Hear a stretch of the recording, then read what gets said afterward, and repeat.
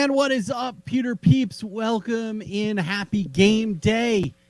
A very happy post-game edition of the PewterCast, your number one spot for all things Tampa Bay Buccaneers. News, analysis, takes, hot and otherwise, and plenty more about your Super Bowl champions. I'm Steve Carney. That's Ren Dax. We are live here on YouTube. Ren, happy Sunday to you. I mean, I'm another nail biter, as we were talking about before the broadcast started. Yeah, I just feel sort of sorry. Well, not really. Well, I kind of do. I don't know. I'm conflicted.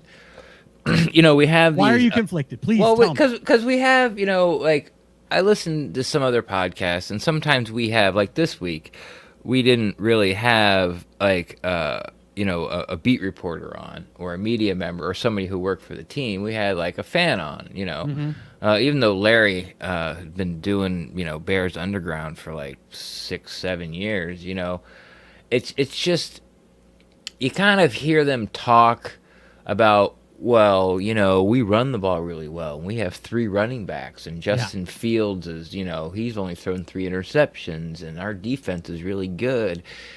And you just kind of sit there all week and you go, uh-huh. And because you know it's going to happen. You know it's going to happen. And it did. And, Todd Bowles dialed it up early. I think they turned over the ball 3 times in 4 possessions, and the other one was a punt. And the game was over it was over by then. So, I mean, yeah, it was just a good old-fashioned beatdown, just one team, lots of talent. It was like a college game, It was like Ohio State versus, I don't know. Illinois. Indiana, Illinois. Although Illinois beat Penn State this week in 9 overtimes. Yeah, and I think both teams were still under 20 at the end of that. Yeah, it was 20-18. Well, because after the was it the second or the third overtime, you just go to matching 2-point conversions. Yeah. So anyway, it was just, what can you say? The secondary held up. They actually looked good. Just a beatdown, just an overall beatdown.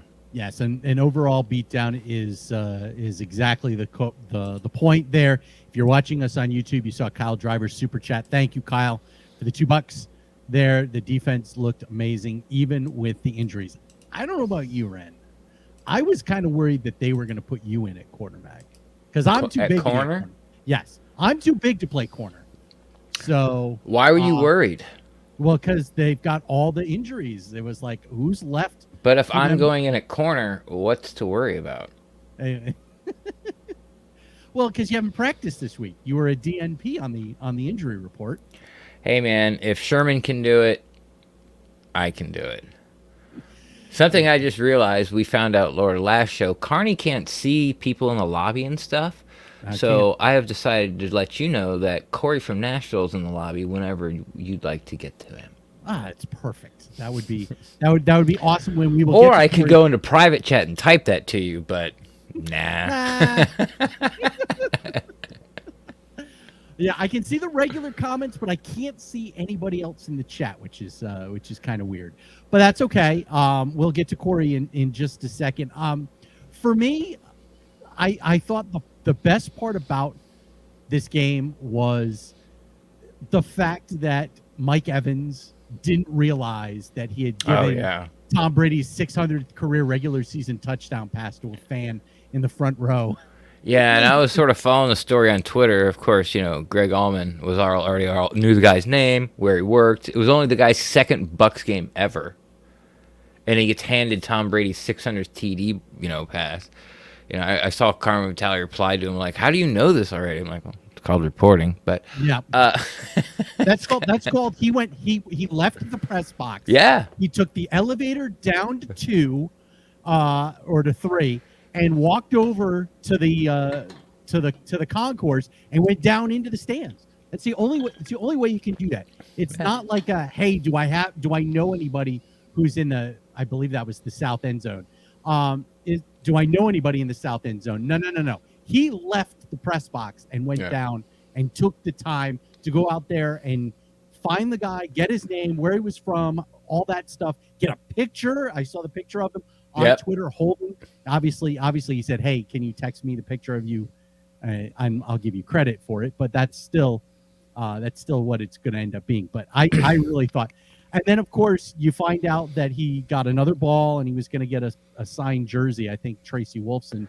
I would not have given that ball back. I would have left. Left with the ball. Yeah. You'd have held it hostage. Yeah. Goddamn right. What did Barry Bonds' ball sell for? Like $1 million something? Yeah, it was something ridiculous. Now, I understand that's a little more prestigious. Whatever you feel about Barry Bonds and the asterisks and all that, don't care. I understand that sort of record's way more prestigious than 600, but it still is the all-time. Yeah. That's still all-time. I'm holding out for cash, man. Like, I work 3 jobs. I've worked 18 of the past 19 days. Like, here's a signed jersey. I don't want your fucking autograph. My favorite was Tony Romo. Tony Romo had some of the best ideas. He talked about a date with Giselle. Talked about being in 2 of Tom's next commercials. Yeah. Whether it's for Subway or for FTX or whoever. Yeah. But get some cash out of that. Give me some crypto. Yeah. I want to live at your house for 6 months. Yeah, I'm Antonio Brown. Give me Antonio Brown's in his room when he's gone. That's some of the things that you want to take a look for. We're going jet skiing every Saturday during the off season for the rest of your life. Here, I'll take your kids mini golfing. What? You pay. I'll take Giselle and the kids mini golfing. That's what you'd ask for? No, but that's I'm saying if you're staying in his house, you gotta. Oh, you're saying that's how you'll give back? Well, yeah, like hey, we're gonna go jet skiing. I'm gonna take Giselle. When you kick Giselle and the kids out of the house for an important game, like on a Tuesday, I'll go with them. There you go. Exactly. Yeah. Perfect. I'll keep Giselle company. After you abandon her. Bingo. There we go. Okay, so we figured it out. Works for me. All right. Ren has put the link in the comments here on YouTube if you want to be a part of the show. And as he mentioned, I can't see anybody in the lobby, but he did say that Corey from Nashville is already standing by and hanging out. So let's go to Corey and let's bring Corey in here. So that means that Ren's got to now change the layout. I do.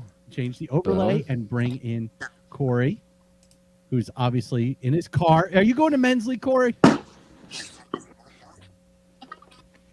Nah, we lost our playoff game today. Oh, thumbs down. Thumbs Can you hear me? down on that. Yeah, we got you. Yeah, we got you. Yeah. So what you got? We lost our playoff game today. Right before the game. The crypto for the ball, that was a good idea. Thank you. I thought crypto would have probably been the most realistic thing. Nobody can answer the question what they really would have done in that situation. Like, nobody wants to be the bad guy. I would have left. I think 90% of the people would have gave that ball back. Like, I ain't giving that ball back.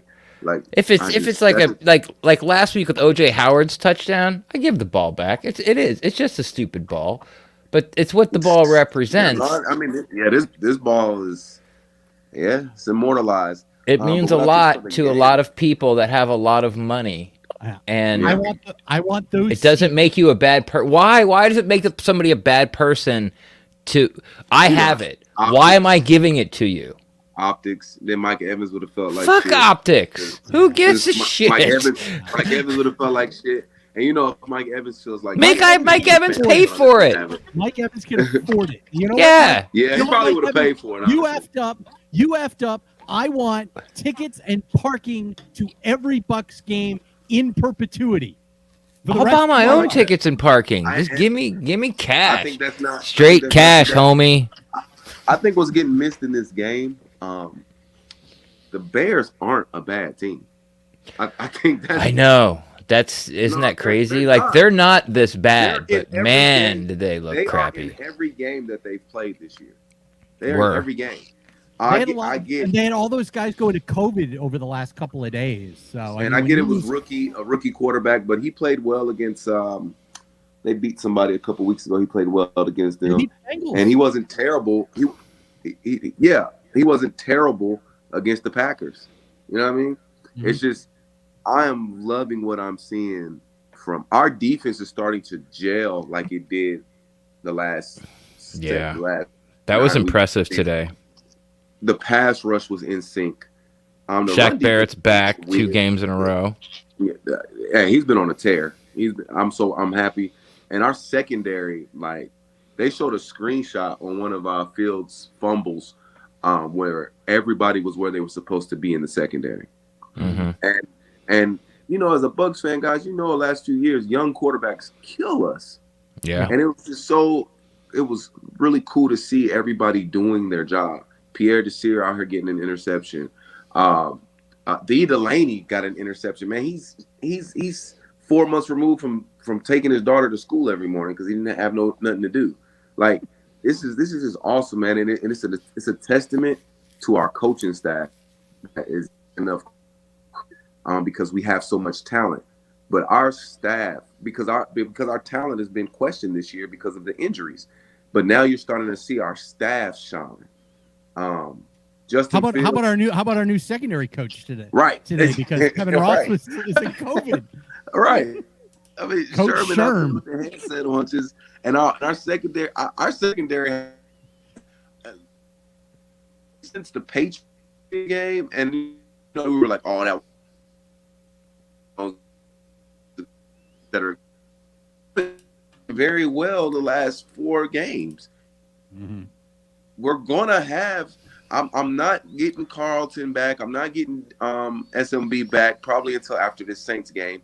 I'm not even bringing Gronk back for this Saints game. I'm going to New Orleans. I just think we're a better team than New Orleans now. Like, you know, that happens. And I think we're going to go in there, and I really think we're going to beat the Saints. Like, we're going to be the better team, and we're going to beat them. And I'm very impressed with our front seven again and how they've gelled. Like, JPP has one fucking hand. He had 2 sacks and a sack fumble. Like he made that stop on 4th down on Justin Fields with one hand. On one hand, dude. Like I'm waiting for the interception. I'm waiting for the batted ball, one hand interception from JPP. That's what I'm waiting for, and that's all I'm waiting for. And he will be my only authentic $300 jersey, JPP jersey. Did he freeze? I think he froze. I think he froze up again. Finally froze. Oh, wait, he's back. Are you back? Hello? Yeah, I'm sorry. We got a division game next week. This is my last point. We have a division game next week, and offensively, I do believe we left a little to be desired. But we play a very familiar foe that, quite frankly, offensively, we did not play well against the Saints all year last year. So I am very, very interested in seeing our offense versus their defense next week. That's true. Even in the playoff game, is the defense. The defense is the team that won it. You know, of course, with the big turnaround, with the Winfield fumble, then the late pick, and then a Devin White. Of course, then the Devin White pick, and then the late pick that sent Breeze off to the sunset. How about this? This is what I'm excited about. Is that when this coaching staff has some time, they seem to really have the perfect game plan. Like when they had, a couple of weeks for the Chiefs game, the Super Bowl. Now this is the next time they've had a little more time. Of course, the players weren't in, but then they really had Chicago's number. Like this wasn't even competitive, and you could kind of feel it from the start. So looking forward, if they can get the bye week in the NFC, and then of course the bye week in the Super Bowl. I just kind of looking forward. I think that really bodes well. I just want to add that because that's what I thought about when you started talking about the coaching staff. I mean, this coaching staff is tier 1. I've been saying it for a while, but who had a bad game? Name somebody who had a bad game. Who had the one penalty that the Bucs had? Was it Donovan? Stinney. It was Stinney. Oh, Aaron Stinney. Yeah. One penalty. And remember the Bears last year. The Bears last year, that game was a game lost directly because of penalties. We cleaned it up for the rest of the season. And what about Donovan Smith? I haven't heard Donovan Smith's name in a month. I know. Listen to me. Like he's just rock solid out there all of a sudden. Him. The only, But the only time you hear, my the only biggest thing time with you hear Donovan those Smith. names.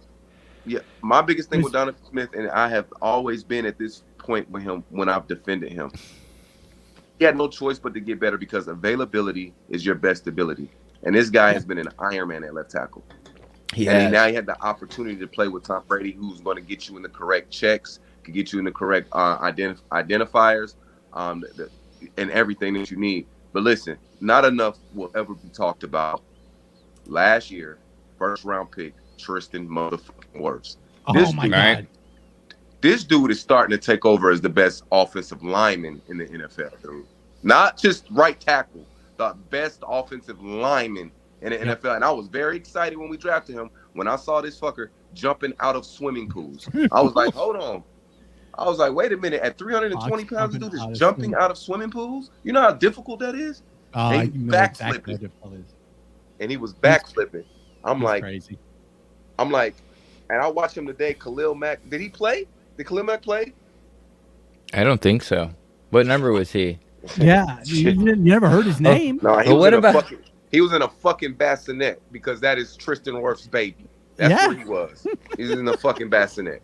That is the one time I saw Khalil Mack, and it was Brady got flushed out of the pocket, but he had a lane to run in because Tristan Wirfs was pushing Khalil Mack back towards the other end zone. Unreal. Hey, I gotta go. My wife just did something very candid. I'm gonna leave you guys. Have a good night. All right. Have fun. Enjoy. Gee, I wonder what that's all about. Yeah. She's like, hey, game's over. Game's over. Now the fun begins. You got married for a reason. That's right. This is why you got married. Go fix some stuff. But like, yeah, who had a bad game, man? Like, you Tyler Johnson had a good game. You know, Kevin Minter had a good game. Maybe I'll tell you the one person that I went, ooh, you know, he probably wishes he had a better game. It's not that he had a bad game, but he wishes he had a better game. It's Cameron Brate. So he dropped the one pass in the end zone that would have been a touchdown. He had one pass that got thrown behind him that would have been a touchdown. And then he had one ball that Brady threw over his head. That would have been. I don't think any of those were Cameron's fault. Now, he could have held on to the first one. The first one. Now, I don't know if that was more of him sort of, turtling because, Eddie Jackson came screaming through and could have lit him up like a Christmas tree. Yeah. But the last replay they showed, and by the way, the replays were awful today. The plays I wanted to be shown replays weren't, and the ones they showed I didn't care about for the most part. But anyway, the last one looked like the defender had his hand in there. I mean, that's about as tight as the window as you can get. I mean, that one, last week when Brady hit Antonio Brown, like live, on that third down on the last drive to extend it, and they end up kneeling it down. When you saw it from the live view, the sideline, it looked like Brown had like 3 steps on the guy, and then they show a replay from behind Brady, and it was like he put it through a keyhole, man. Yeah. And that's the same thing with Brady, except he didn't come up with it. And like you said, the other one was and it's not bad. Like throwing the ball. Brady did not have a good day. No. And he threw for what? 5 touchdowns? Four touchdowns. I mean, he only had like 206 yards, but I know. But he was like 2 passes away from 50%. I think he was 18 for 36. No, he was 20 for 36, and 18 for 36 is 50%. Like he didn't have a terrific day. Now Romo was trying to say, well, if that was Gronk, he would have cut it off here. And there were some miscommunications with Mike. On that blitz, but that was, okay. Those are going to happen. They shouldn't by this time, but whatever. But those happen when you put someone in a position that he's not used to being in. Because that should have been Antonio Brown. I even said it on Twitter. I'm like, that's the first in the slot, time. Yeah. Yeah, when they had Evans lined up in the slot and they had the rush, and he was supposed to be and he was supposed to run his hot route instead of his normal route, and he ran his normal route. That's going to happen when you got a guy that's not used to being in that situation. That's going to happen. I would, but even that's not a bad thing. Cameron Brate's day wasn't a bad That's day. like the worst thing that happened. Mike misread a route.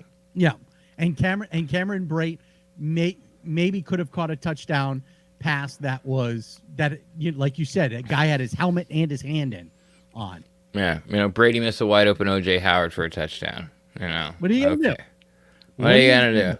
I guess you're only gonna win by what, 30? You're only gonna win by 30, 31 instead of. Yeah, that you should have won by 42 instead of 35.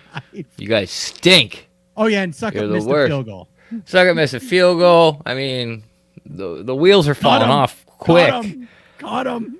It was just, I'm really proud of the secondary. They held up. They looked good. They came up with 3 picks, So strong. Whitehead, did his thing by holding the edge. First play of the game, comes flying from the safety position, 2-yard loss, doing what Jordan Whitehead does. I'm glad he got a pick off the deflection. That was nice. Devin White, they're asking him to sort of doing a lot of different things. But the guy that I find that they're remember when I said that right now, until the secondary gets healthy, Todd Bowles is going to have to allocate defensive assets away from stopping the run and help stop the pass. I think Joe Tryon is now like a middle off-ball linebacker. Like, that guy is dropped back in coverage more times. He's phenomenal. I don't know if he's good or phenomenal. He's not a liability. I've never seen him throw at him. You know what I mean? I just see him back there. It's like they're not picking on him, so that's definitely a good sign. But which says a lot for a rookie who's already now he's learned 2 positions. He's learned outside edge and he's learned inside 5 tech, and now they got him dropping back and basically playing off ball linebacker. And zone coverage. So that's what I sort of noticed, this game with how Todd Bowles is. Because I'm like, okay, the secondary's holding up the past few games. And, of course, some of it's because who we played and the quarterbacks that we faced and the quarterbacks we faced before. Of course, that has something to do with it. But I'm trying to figure out what Bowles is doing to help out the back end. And he's doing a lot with he's sending Devin White a lot, which could be like, hey, since you can't cover, why don't you blitz? And he's putting Tryon Sharinka. Sorry, I keep forgetting that. Tryon Sharinka, out the back there in zone coverage. So it's all clicking right now. If Antonio Brown played today and Gronk, what was the score been? 62-0? It would have been disgusting. And like Corey said, the Bears are pretty good. Bears are they're not 9-10 win team. Yeah, they're not a bad team. They're not the best team in the world, but they are not the Detroit Lions. This is not one of these teams that you should be walking over like the Bucs did. By the way, people talking about JPP. Jenna Lane tweeted out that JPP said he's playing with a finger that's broken in 2 places and a torn rotator cuff. Yeah, on his blown up hand, one of his nubs is the top of the nub. The bone is splitting. Oh, Jesus. So I'm sure that tickles. And then torn rotator cuff. But that's all. Both those are pain management. The rotator cuff is much easier to deal with. Because you can just slap a harness on if you want to. He's not wearing one, but you can slap a harness because it doesn't hurt till it starts to get Yeah, once you get up here. Yeah, once you start to get above your head, that's when it starts to hurt.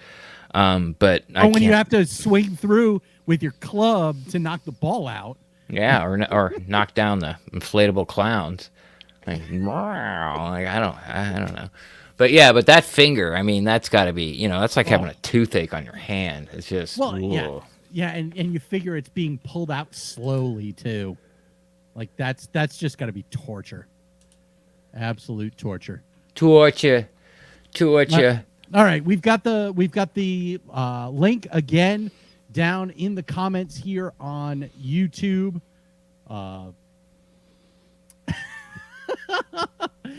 Tony, any complaint about a 35-point win unless you were on 620 WDA to drum up callers? Yeah.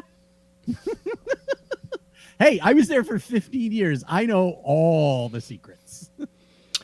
Like every time I listen to post game and well, actually, every time I listen to post game now that Mark Clayton's there, I can only do it for like 6 minutes, and then I'm You just don't like, need to see him yelling.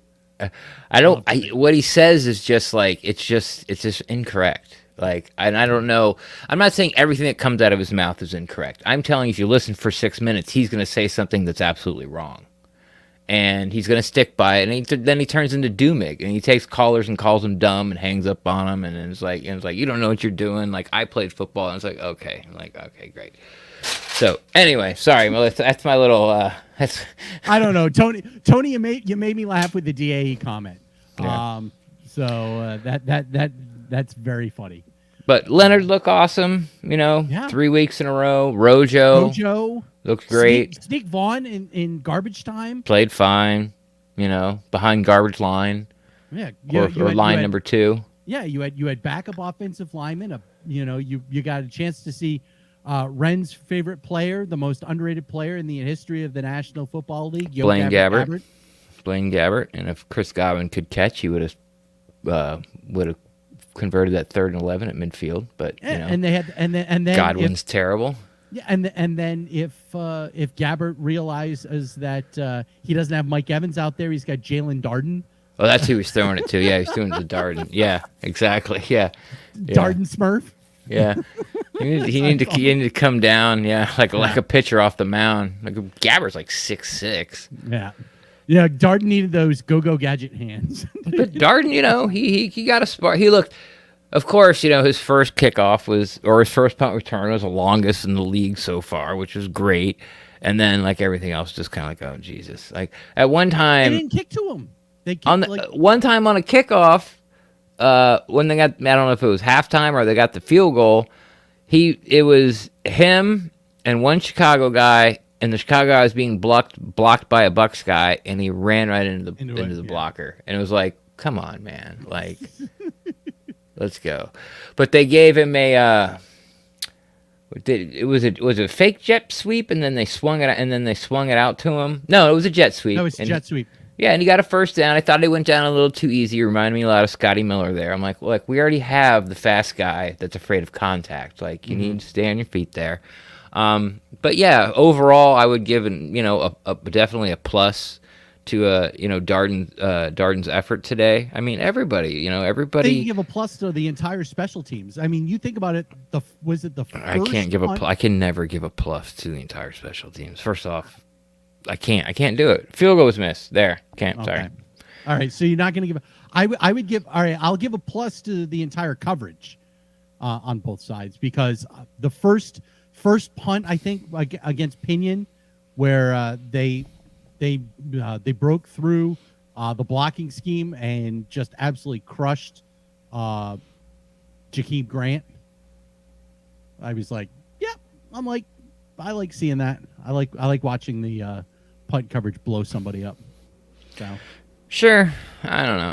I'm down on Keith Armstrong. I need, and it's not his fault to suck at miss the kick, so it's totally unfair. But I will need like 3 or 4 games of special teams closer along, what I saw today, than to be able to like say anything nice about the special teams, because they have been nothing but garbage underneath him since he's been here. And he continues to have a job, which, whatever, we all have that uncle, you know what I mean? Yeah. So, but again, they were better than normal. But yeah, I mean, what do you like? The offensive line with the Bears lead the league in sacks, no sacks. He was knocked down twice, hurried 8 times. Yeah, like, one pass batted at the line. I mean, like, come on now, like, what are you gonna do? And then you have, and I know they had some guys hurt too, but like Gronk's not there, Antonio Brown's not there. I mean, they have no secondary whatsoever. The 3 guys are playing at secondary. Only one of them was even on the team after, the initial 53. Yeah. And it was just, and those guys got hurt. But both starting corners today, both got knocked out of the game.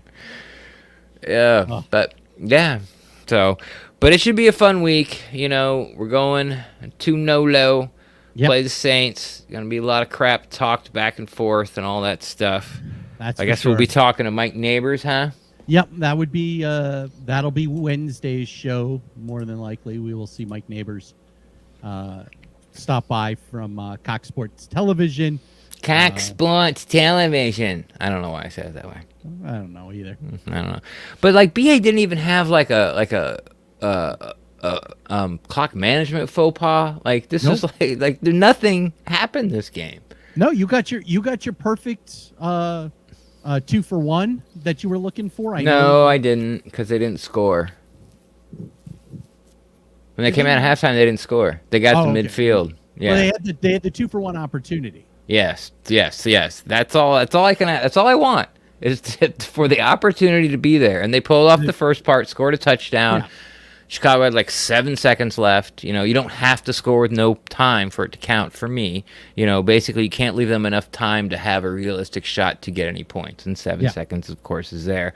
Then we got the ball and we got it to midfield, and they were trying, Leftwich started, like, okay, we're beating them, so we're going to run twice and pass once for the first down. And every time he does that, it doesn't work. I don't know. So there you go. So there you go. I mean, it was just a good, like, what is there to complain about, Yeah. It's like you can say stuff like, "Oh, Devin White, I haven't heard a lot from him," but BA came out this week saying that they're asking him to do different things, and he's doing it really well. It was weird that McClendon was inactive. Yeah, but that just made Villa play more. It's just I don't know. Like everyone's very good. The end. Yeah, we'll see about D. Delaney's ankle. I know BA said in the press conference he's not sure about Delaney's ankle. Jamel Dean, he said, is going to be fine, which is a good thing because they need as many of these guys as possible. But yeah, we'll see what happens. Yeah, I mean, that's it, man. So looks like it's a short one. It is going to be a short one. I do want to give a shout out to our sponsor, BetUS.com. Again, because football season is in full swing, and you've got the NBA and the NHL seasons also starting up now. So everybody is ready, and you can get an opportunity to be a part of your betting life, as life is back on sports bettors, BetUS, NBA, NHL, NBA, UFC, PGA, and of course, you've got your NFL and college betting lines for their 27th year. Live betting on all of it. You can log on to betus.com or call 800-792-3887. That's 800-79-BET-US. BetUS.com. You can use the promo code, which you can see right underneath my mug. It's Pewter, the letter C, and the number 125. And you can get a 125% sign-up bonus. So sign up, use the promo code. You deposit $100, you get $225 in your account to play with. Again, that's betus.com, promo code Pewter C, that's the letter C, and the number 125. BetUS, you bet, you win, you get paid with BetUS. So, yeah, I don't think there's anything else to complain about here. I mean, or even really, praise. Like, I mean, it's as Bill Belichick used to say, it's on in New Orleans. We are in New Orleans, and it's going to be a fun week, man. It's going to be a fun week. It's always good to be division games are always so much fun. Whether it's the smack talking that goes on back and forth, the people that were able to get on from the Panthers, from the Falcons, and of course Mike Neighbors with Cox Sports Television will be on with us later on this week on Wednesday. So should be a fun one. That's for sure. So it's 8:00. I want to bedtime. Yeah.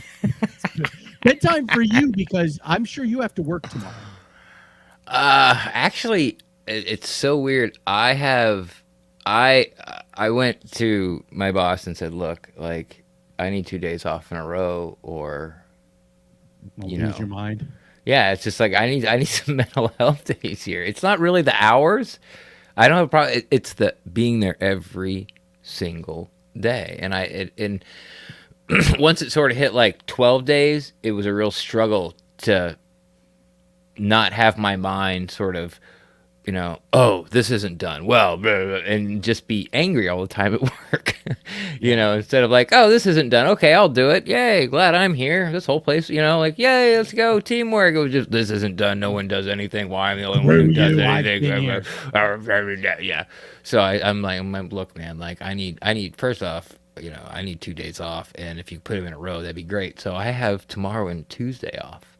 Oh, I haven't had 2 days off in a row in like a year. But anyway, no one cares about that. I feel like I complain about work every time on the pod. So on-air production meeting, would you rather have the Mike Neighbors show be Tuesday or Wednesday? If you could do it Tuesday, because I don't know when I work Wednesday yet. Okay. Well, then I will text Mike here this evening, and we'll get this all set up. So we may have a Wednesday show on a Tuesday this week. We'll figure it all out. By the way, longest I worked in radio. I think I've told this story on the air before, but just a reminder: 41 straight days. That was it. Oh my God. That was during baseball season. There's a stretch. There's a clause in the CBA in baseball's collective bargaining agreement. You can't play more than 20 days in a row before you get a day off. But we had a rain out earlier in the year, and we had 2 stretches of 20 days in a row, and with the one day off was where they put the makeup for that rain out game. So I ended up working 41 straight days. So you had to watch baseball 41 days in a row. Well, I had to work baseball games 41 straight days.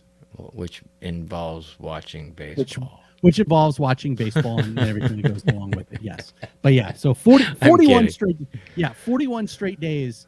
And I remember telling my program director at the time, Mike Killebrew, at the end of that, when I went in for the 41st day, said, if you even think about calling me tomorrow, I'm going to kill you. I'll kill you, like seriously, and I'll get off, and I'll be completely justified. So it will be justifiable homicide. I won't spend a day in jail.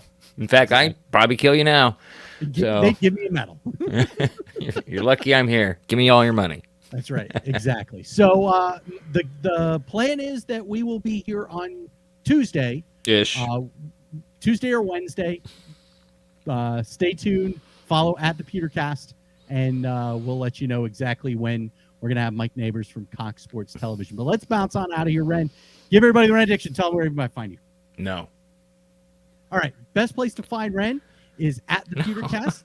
And if your take is too hot, you can always slide in his DMs and talk Buccaneers football. You're butchering it. Actually, you're doing pretty good. I don't give a crap. There you go. There you go. See, but my attitude is going to be so much better on Tuesday and or Wednesday. Exactly. So you can find me. I am at Steve Carney on Twitter and Instagram, SavePete9.com for Rays stuff. Off-season stuff is already hot, off and running.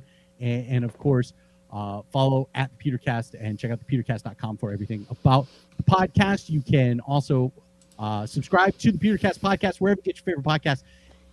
Apple Podcasts, Stitcher, Spotify, Google Play, and the likes. Ratings, reviews. Thank you so much to BetUS.com and the Fansided Network for being our sponsors. And until next time, yes, we're 40 minutes in. Go buck yourself.